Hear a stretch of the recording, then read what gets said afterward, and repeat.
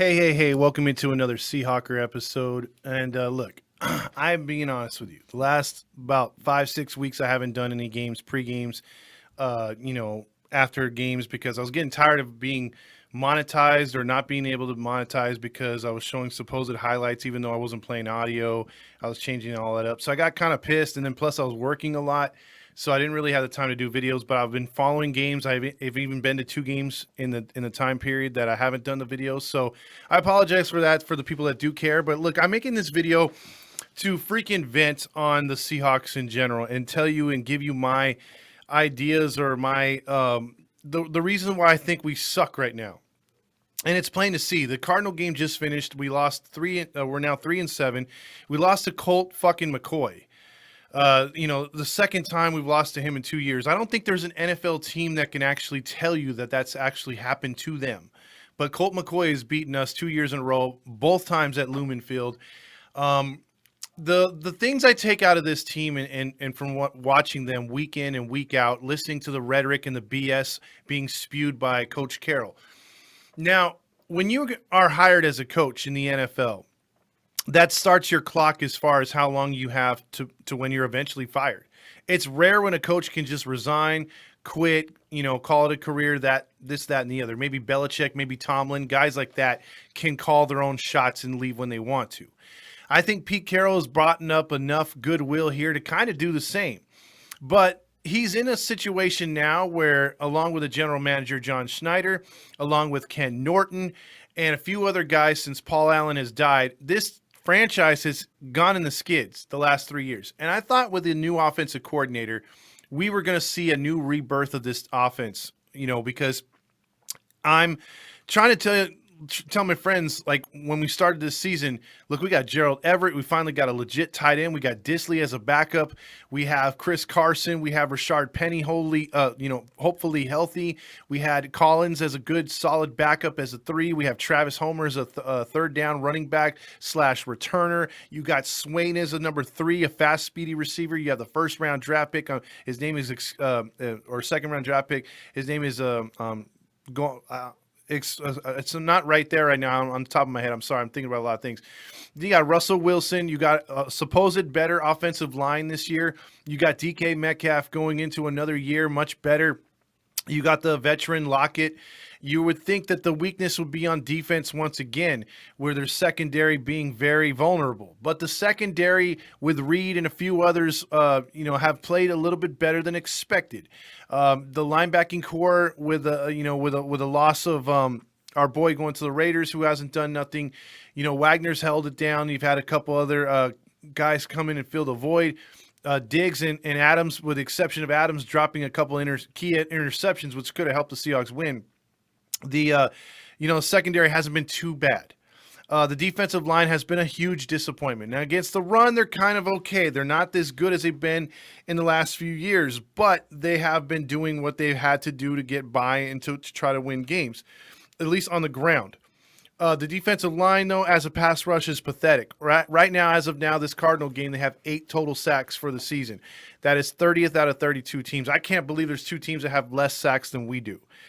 This team missed 3 or 4 key plays that they could have sacked Colt McCoy to end drives or to push drives way back to where he just got away. Colt McCoy, let that sink in. We're not talking about Cam Newton now. Even now, that would be, I would look past that and be like, well, it's Cam Newton. I would even look past if it was Ben Roethlisberger because he's so big. But you're talking about Colt McCoy, who's usually a statue in the backfield, and he's just out running your defensive linemen. He's getting away from them. He's brushing them off, stiff-arming them. That's pretty pathetic.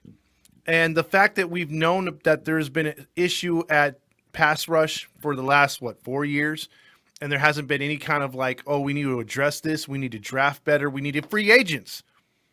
And I think that's where Seattle has been very disappointing. Because they get back Dunlap, and I'm thinking, okay, he's going to do a retread of what he did last year. And he hasn't done that at all. He's been pretty damn quiet. He hasn't helped the pass rush. Machine Green's been all right. But other than that, he's not steady. They're not stable. Poona Ford's not a pass rusher. He's a run stopper. We got a bunch of run stoppers. We're not blitzing. we're sitting back, and here it is again, a total repeat, with the exception of the Seahawks winning like they did last year. A total repeat of the defense just being god-awful, giving up 500 to 600 yards almost a game, 32nd in the league. And then all of a sudden Ken Norton starts to pull some tricks. But see, you're still playing you tighten the defense a bit, but you're still playing a zone defense, which allows teams to sit back and have a wide receiver or a tight end in the slot. Just go 4 yards, turn around, catch the ball, move up 2-3 more yards. He's getting hit a little earlier, but these guys are just turning around, getting completion. So instead of like 3rd and 10, 2nd and 9, 2nd and 11, you're looking at 3rd and 3 at best. For the most time, it's 2nd and 3, 2nd and 4. You're constantly giving up 6-7 yards. Drives are continuing for the defense because you're not putting any pressure on the quarterback, not sacking him, not even hitting him. And in the game against the Cardinals, you actually hit McCoy a couple times, and he still completed the pass. And it's so amazingly frustrating. Colt McCoy is the 3rd string on most teams, and he's the number 2 with the Seahawks. He gets obliterated against Carolina, and they play him straight up, force him to pass, and he can't do it. Yet we're sitting in zone. We let him take a couple deep shots. We get a couple pass interferences. You're letting the receiver get behind the defense. It's just poor execution by everyone involved. The play calling is terrible on defense. Ken Norton should have been fired despite the success last season, because he didn't carry it into this season. It just went on from the same damn bullcrap. And they're still giving up too many yards. Seattle's not converting on 3rd downs at all. They were like 1 for 8 at one point in this game, where the Cardinals were 6 of 12 or 6 of 11. That's pathetic. So you're constantly giving 1st downs up. You're constantly letting the team do whatever the hell they want to on offense. And when they're not picking you apart with slow little screen passes, little wide receiver handoffs on reverses, they're running the offense that you would like to be running out of the shotgun. Play action to the receiver, it working because they're picking apart your zone. See, we're running an offense too that's pathetic. Again, all those weapons I named earlier. Of course, Chris Carson's gone. Of course, Rashad Penny can never stay on the field. You're working with Collins, who's actually not that bad of a running back. But gone are the days since Holmgren left that Seattle can trust a fullback. And I know the league has changed. But still, there's teams that have fullbacks like Baltimore, who has a running quarterback. Now, I'm not going to ask Seattle to do what they do with Lamar Jackson. I don't like that, because he one of these days is going to get hurt. It's taking NFL years off his career. I like what Russell's been able to do. But for me, you were able to survive with Matt Hasselbeck with a good, and you can't sit there and say, okay, you had Walter Jones, you had Hutchinson, you had Gray, you had good, Womack, good linemen. Yes, you did.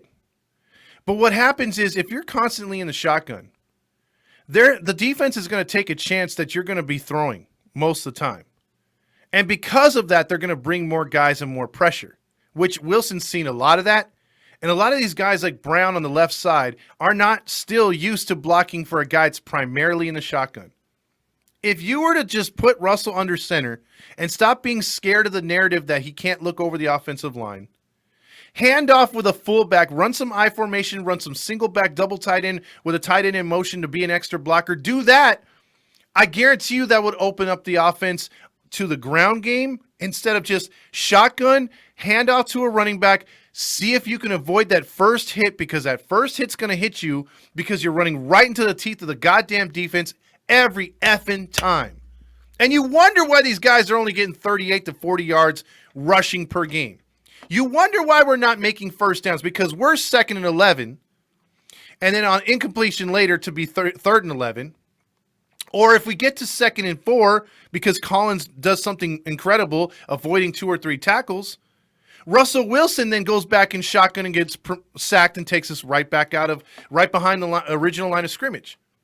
See, when you go under center, you can bide yourself some more time. You go a play action pass to the running back. The fullback comes up and hits the first guy trying to penetrate. The running back will then either scat out to the side to be an outlet, or he'll pick up the guy coming from one of the sides, either right or left side. I've seen it a billion times with Hasselbeck. So if you can keep a guy with no mobility whatsoever in being Hasselbeck upright for most of the time, and he had mediocre offensive lines at times. He didn't always have the Hall of Famers over there. Russell Wilson can hold his own. You've seen what this team has done, like primarily last year. Last year, they did a lot more of that than what they did this year, where Russell would start underneath the center, do a long delayed play action to Chris Carson. The offensive line would fade back, then push up and give him the pocket enough to go downfield to Lockett, go downfield to Metcalf.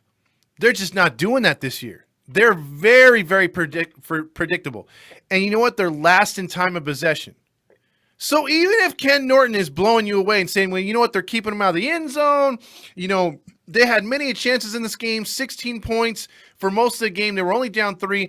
But when Norton needed a stop, he couldn't get it. He let Colt McCoy go damn near 80 yards and drive in and dagger your own team in their home end zone because you couldn't get them off the field. And then you could say, well, you know, they held them in check for most of the game. Okay, well, let's throw that back on the offense then. So let's just say you excuse what Norton did against the Cardinals and not give up, you know, or give up that touchdown and be like, well, we should have scored more points. Well, then let's blame the offense. What the fuck did they do the whole game? Nothing. What they did was run stupid plays that weren't going anywhere. They ran right into the teeth of the defense. There's no pass protection, no creativity. They kept Russell primarily in the shotgun for most of the game. The plays that they actually got yards is because they improvised. That doesn't always work. How many times have we seen that? And the time of possession, you're constantly putting your defense out there all game because you can't convert on a first down. Dixon's punting a lot. This team has regressed so much. It's terrible to watch. Like, you actually had me clamoring for Geno Smith in that Green Bay game. Like, I really wanted him to start. It didn't make any sense that coming off an injury, I don't know if how many of you guys have had, or girls have had broken bones, cuts, open wounds, things like that, and you're healing, or even sprains, and you're healing. Now, he had surgery on a tendon. I've had surgery on my MCL when I tore it. And when I was in cold weather, that shit hurt. So why is he in there trying to grip a football and avoid tackles and hits against a good Green Bay Packer defense in Lambeau Field when he hasn't played in 3 or 4 weeks? He should have started this one, should have been his first game. Instead, you have a 3-0 game against Aaron Rodgers. You have every opportunity to win that game. And you can't even cash in a goddamn field goal. Not even a goddamn field goal.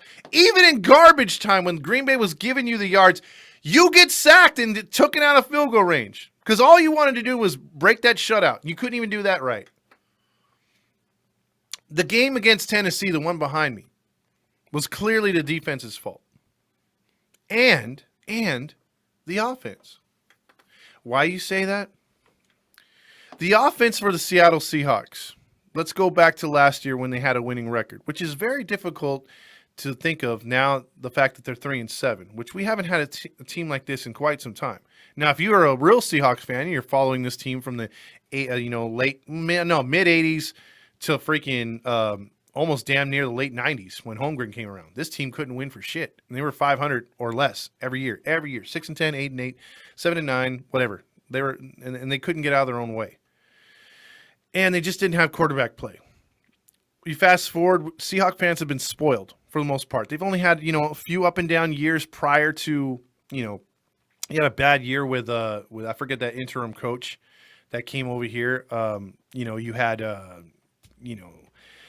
you had pretty much good seasons up until last year of Holmgren, and that 1 year before Pete Carroll. Then Pete Carroll got them to the playoffs in 7-9. I think they missed the next season, barely the postseason. But after that, it was just winning season.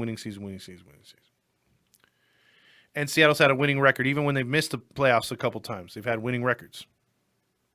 This team is by far not a team that talent is holding them back. It's coaching. Because we can look at that Tennessee game. And we've said it last season. Damn near they could have won almost all their games. Seattle could have been a 14-2 team last year. But and they could have won some of the games they did win by more points. They do not like to step on a team's throat. They're not like the Packers who throw the ball with a 10-point lead, or the Chiefs to try to get multiple scores, or the Dallas Cowboys did last week against Atlanta, putting up points just so that they didn't have to play their players in the fourth quarter. No. We don't do that. We play down to our opponent, first off.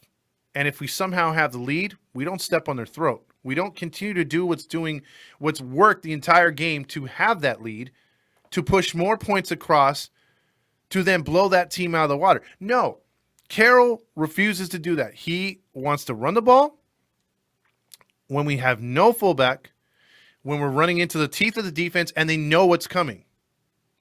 And even if you say, okay, well, why don't you run a play action out of the shotgun? Again, we're not blocking in the shotgun. We have fullbacks on this team for a reason, but they only play special teams. This team, I think I haven't been this frustrated because at least the teams in the 90s that I used to watch didn't have the talent. Whether it be a quarterback, whether it be a defense. This is all coaching. This is all, I'm Pete Carroll, I know what I'm doing. Not, I'm Pete Carroll, let's listen to reason. We need a change. We need to do something better. This is Ken Norton giving the keys to the defense's car. You do what you want to do. I'm going to do what I got to do. Stay out of my way. I'm Ken Norton Jr. I played linebacker. I was on several Super Bowl teams. It's not, look, we don't have the personnel. We don't have the LOB to be running zone constantly. We don't have the personnel to be giving up 5 or 6 yards per play, because that doesn't add up to stopping a team. We don't have the personnel to rush the quarterback with just 3 to 4 guys. Maybe we should blitz. None of that comes to fruition. Then you couple that, when things start to snowball, with field goal kicking, which is hurt. With extra points have lost us games or field goals. Myers was damn near perfect and was perfect last year. Now he can't, he's having a hard time hitting the broadside of a barn. There's so many things that need to change on this team. I mean, listen, we heard all offseason, is Wilson going to get traded? Is Wilson going to get traded? And some Seahawks fans were morons and said we need to do that. And they're still blaming him. I do think Wilson holds on to the ball too much.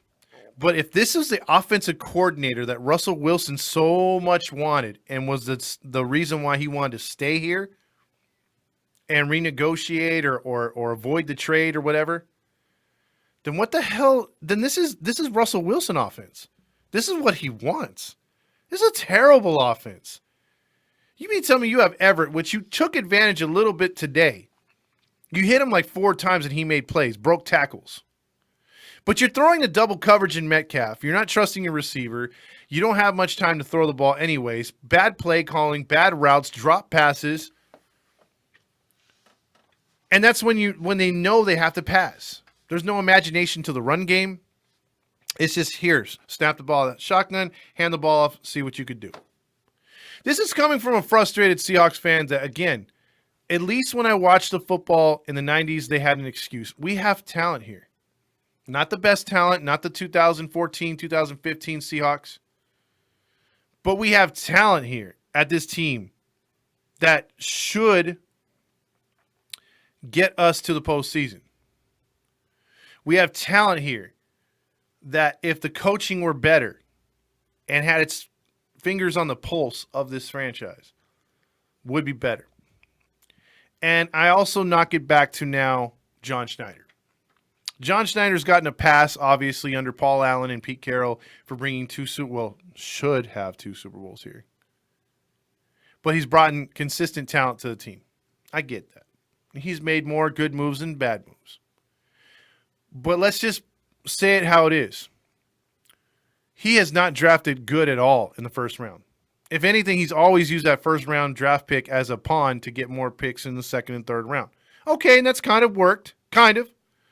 But Rashad Penny is by far the worst draft pick that I think he's had. Well, other than the guy that had the accident with his, I think it was Collier or whoever in the offseason. Could be wrong on that one, but he's been drafting bad. I've seen the free agents, that we could have brought in here, haven't brought him in. See him signing with other teams recently too. And then you look at things, you're like, man, we could really use that path. Nope, he's gone. Goes to an opponent or goes to a rival. They go out there and spend the money.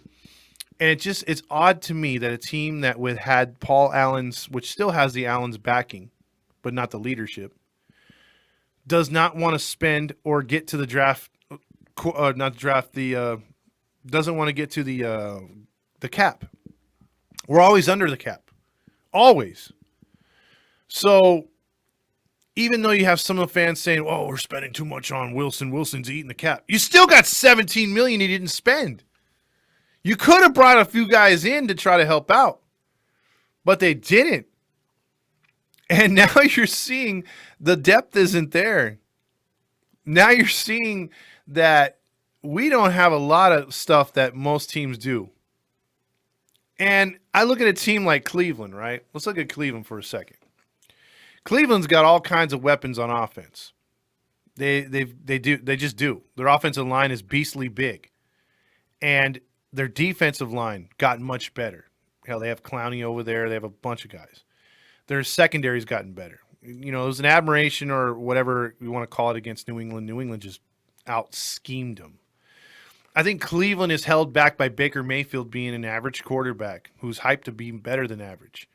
And then you have a coaching staff, again, that can't get out of its own way. If Cleveland had the right coaching staff, they could elevate Mayfield's game to make him better. You wouldn't be making so many mistakes, almost losing to Detroit and getting pounded the week before and then pounded the week before that. Is it time for a change? Are you as sick of this bullshit as I am? At least if you could have won today, you'd be 4-6, still in the hunt with 6 games left to play. You can 7. You could control your own destiny because there's 17-game season. Now it's like, you know what? And you can't even look into the offseason and say, well, we got a good draft pick and we're gonna draft some. No, we don't have a first-round pick because the Adams trade.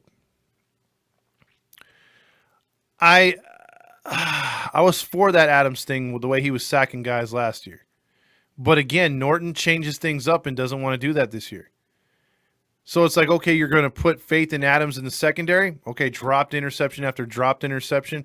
We were lucky he got one in Green Bay, of all places. I thought that's where you automatically drop a pass, especially when it's cold. This team is in such flux right now. But it could be fixed if people would swallow their pride and realize things need to change. And let's change it up. Instead, we're just sitting there. Let's do the same shit every week. I'm sure they'll fall for it this time. 10 weeks into the season, 3-7, lucky to have 2 of those 3 wins, and you're still believing in your logic. You're still acting like the grass is green. You're still acting like the defense works. Are we not looking at the numbers? Because you could sit there and say, 30th of ranked defense, right? Against most yards given up, 30th out of 32 teams. But then you could be like Jonathan Vilma on the TV today and be stupid and be like, well, they're 5th in points given up. That's pretty good. They're 6th in the red zone. That's pretty good. No, stupid. You're still allowing teams to eat up multiple minutes of the damn game to get down in yards. You're allowing them to keep your defense out there and wear them out. So even if they are keeping them out of the end zone, look what happened today. When you need them fresh in that 4th quarter, they can't hold a goddamn team out of the end zone. So you think that's awesome? That's not winning football. So again, forget with the offensive futility and the stupid play calling. Look what's happening on defense. If you're such a defensive guru, Pete, step in and do something about it. And then I don't think he's ever going to change. Maybe it is time to let him go. I hate that because I like Pete Carroll. But you mean to tell me we're going to continue, even if we turn things around, to not step on a team's throat and put them out of their misery instead of putting it again on our defense, just punting the ball away? No. What about on second down when they're expecting a run? How about a pass for another first down? Or do that on first down? Why run, and then pass in an impossible 3rd and 9, and then have to punt back to the team and watch them march down the field because your defense is too tired and you're not running any time off the clock? That's the problem we've had the last 2 seasons. But things got so much worse this year. Losing to teams that we should not be losing to. And the home record has been pathetic over the last 2 years. Since when do we have a 500 record at home last year? And this year is way under 500. Lumen Field is supposed to be our saving grace, to where if we struggle on the road, hell, we know we're coming back to Lumen Field. The 12th man is there. You ain't going to get a cheap win in here. Well, apparently so. Apparently we have the Olay defense. We have the, red shirt on. You're like, Olay, go right through the, run right down our throat. Who cares? I'm just a frustrated Seahawk fan on here. I don't know if I'm going to get back to those previewing episodes or not, but I had to rant right now. But I am gonna try to get back to that to show you the futility. I don't know if I'm gonna show highlights because, again, YouTube is really stupid. I'm tired of their BS with everything. So yeah, I'm gonna definitely do that. So this has been a Seahawker show.